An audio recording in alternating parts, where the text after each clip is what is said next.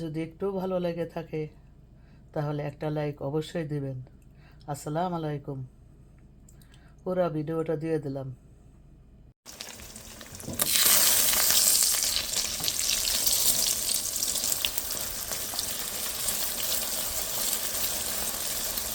ডিমটা ছোটো ছোটো টুকরো করে নেব।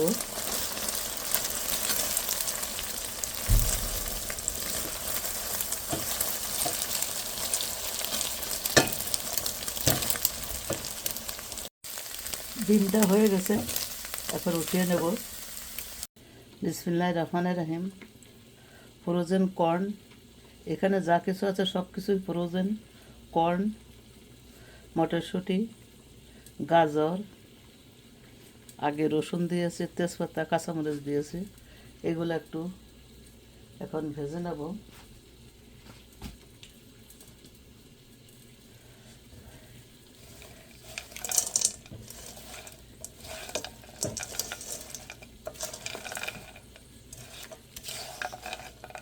আমার বাচ্চারা অনেক পছন্দ করে, আমি অনেক পছন্দ করি। ফ্রোজেন কর্ন, গাজর আর মটরশুঁটি এগুলো দিয়ে দিলাম। এখন এটা একটু ভেজে নেব। ব্রোকলি দিয়ে দেব। এটা ফ্রোজেন ছিল,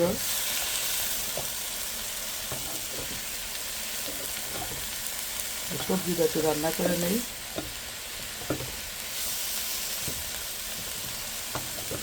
বেশি রান্না করতে হবে না।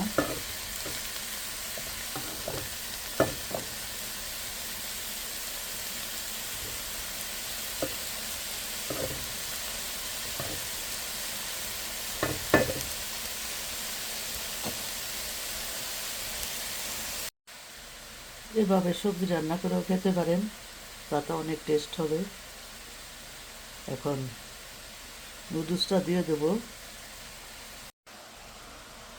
নুডলসটা দিয়ে দিয়েছি, দেখেন। এখন মিক্স করে নামিয়ে নেব। ধনেপাতাও দিয়ে দিয়েছি। যদি আমার এই সহজ রেসিপি যদি আপনাদের একটু ভালো লেগে থাকে, একটা লাইক অবশ্যই দিবেন। কিছুক্ষণ পর নামিয়ে নেব। আমার এই স্পাগারি বলেন আর নুডলসই বলেন, যাই বলেন না কেন, অতি সহজভাবে রান্না করলাম।